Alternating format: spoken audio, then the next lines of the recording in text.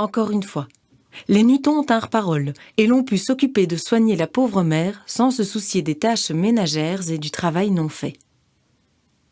Mais, quand elle fut guérie, la bûcheronne n'eut pas envie de se remettre à travailler et elle se fit passer pour malade encore quelque temps.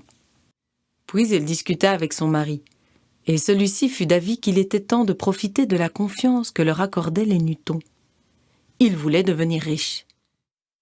Le bûcheron envoya ses fils dans les rues du hameau pour proposer de raccommoder le linge, couper du bois, préparer les pains des autres villageois en échange de quelques pièces d'or.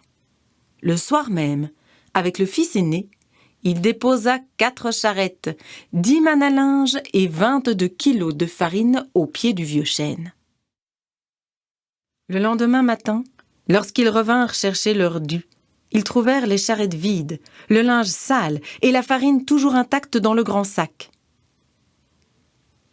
Le Nuton apparut devant eux, mais cette fois-ci il était furieux. Il se fâcha contre le bûcheron et son fils. « Pendant des années, nous vous avons aidés. Et voilà comment vous nous remerciez. En essayant de profiter de notre générosité. Mais cela ne marchera pas. Désormais, vous devrez vous débrouiller tout seul. Plus jamais vous n'obtiendrez d'aide des Nutons. » Puis le petit homme disparut dans son trou. Le bûcheron se sentait bien un peu coupable, mais il était surtout furieux de devoir se passer désormais de l'aide précieuse des lutins. Il décida de se venger.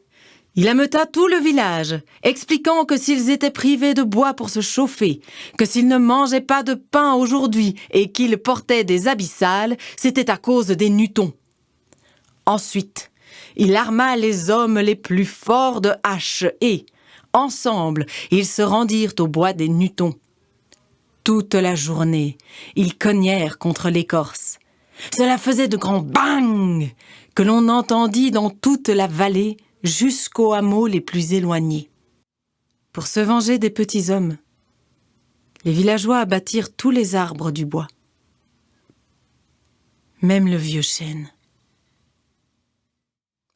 Privés de l'ombre protectrice des grands arbres, les Nutons n'osèrent pas sortir avant la nuit. Mais dès que la pleine lune se leva, alors que les hommes du village étaient retournés chez eux et ronflaient bruyamment, le sommeil lourd des efforts de la journée, les Nutons sortirent en rang. Guidés par le Nuton qui avait rencontré la première fois le bûcheron et ses fils, ils partirent vers la petite cabane posée sur la lande, près du cimetière. Dans cette demeure en bois pourri, autour de laquelle dansaient des feux follets, vivait une sorcière, et c'est de son aide dont avaient besoin les Nutons. La sorcière était maléfique, mais elle aimait parfois aider les gens, surtout quand il s'agissait de jouer des mauvais tours. Et ce fut avec un petit rire mesquin qu'elle confia aux Nutons une bourse remplie de graines magiques. Ces graines donnaient naissance à des arbres qui poussaient en quelques secondes à peine. Pour la remercier, les Nutons donnèrent à la sorcière un beau rubis écarlate, puis ils se dirigèrent vers le village.